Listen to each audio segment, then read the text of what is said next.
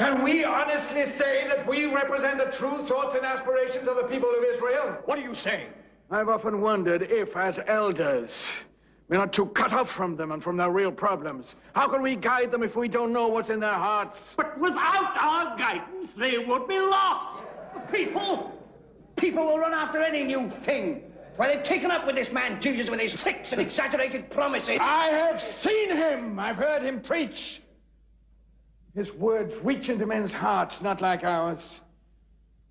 It's not the old ritual, the old formulas, but a new vision which seems to answer all their hopes. A message of comfort, of goodness, of purity, of the virtues of humility. We've heard it all before, from John the Baptist and hundreds of others. And why not? That is the richness of our religion, that it's always being kept alive by new ideas. Oh, that kind of thinking encourages false prophet. What an incredible people we are. Thirsty for knowledge, but hypocrites afraid of change. We say that we want new ideas so our religion will speak to each generation. And yet, when a prophet appears, burning with faith and fiery revelations, we stifle him. Shall we go down through history as a people who destroys its prophets?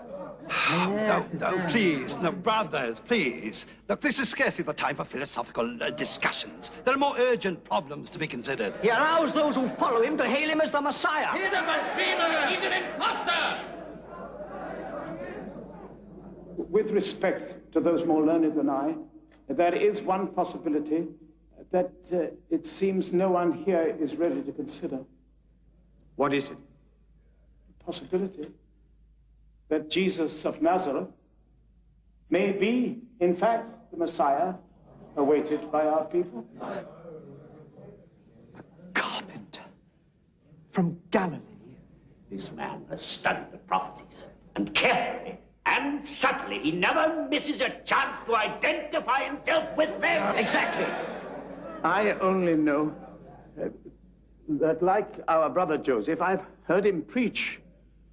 I was moved, lifted out of myself, and seemed to see all things in a new and blinding light.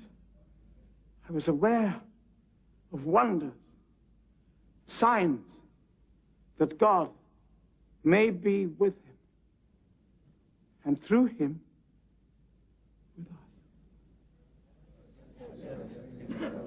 Do you realize what you are saying, Master Nicodemus? Let him speak. Listen to him. Let him speak. Don't shut him The down. coming of the Messiah is the heart of our faith. Why should he not come now? Why do we dream our liberator will be revealed in glory, a new Solomon, new David? Is God not allowed to choose whom he wishes? Even the son of a poor carpenter from Nazareth? But David began life as a shepherd. Who are we to decide the way in which God should choose to help his people? We? Grains of sand, chaff blown in the wind. May the Lord open our eyes to his wisdom. Master Nicodemus, I have always respected you. How am I to understand your defense of this man, whose mission seems to be to divide our people? Even this noble assembly has been torn asunder by him. This Jesus of Nazareth must be an extraordinary man. But is there not one among you who understands the real significance of this matter? It is not the Galileans' words that are important, or the so-called miracles. Even the fact that frenzied crowds hail him as the Messiah, it's not important. The central core of this case is that this man dares to proclaim, and I can hardly make it. This man dares to proclaim himself the Son of God.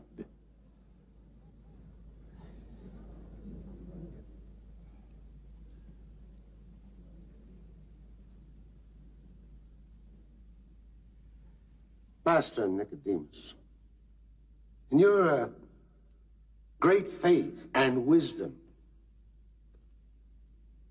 and you, Joseph, most honest of men, can you tell us that in your heart of hearts, you believe he is the Son of God, that he is equal to God?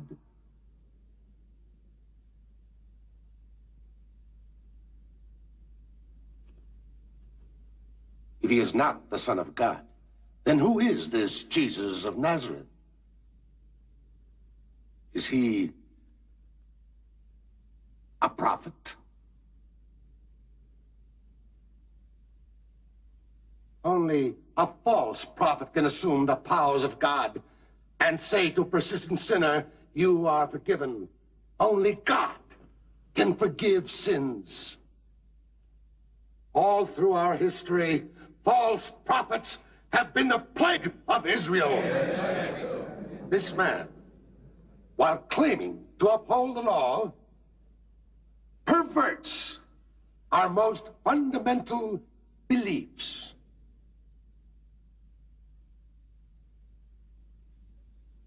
The Romans will not wait for us to find the answer. Our law says the prophet who claims to say in the name of God things which God has not commanded, that prophet must die. If this man Jesus is a false prophet and a blasphemer, is it not better for one man to die than for a whole nation to perish? However, under Roman occupation, Caiaphas, the people of Israel may put a goat to death, but not a man. Thank you, Zero, for reminding us of our realities. Then he must be charged and found guilty by the Romans. But Caiaphas, we've not found him guilty yet. Surely our law does not condemn a man before first giving him a hearing before the elders of Israel? No matter how serious his offense, we cannot simply hand over one of our brothers to the Romans. Caiaphas, after the Passover, let me persuade Jesus to come to us and explain to us what is in his heart and his mind when he says he is the Son of God. Brethren, I agree.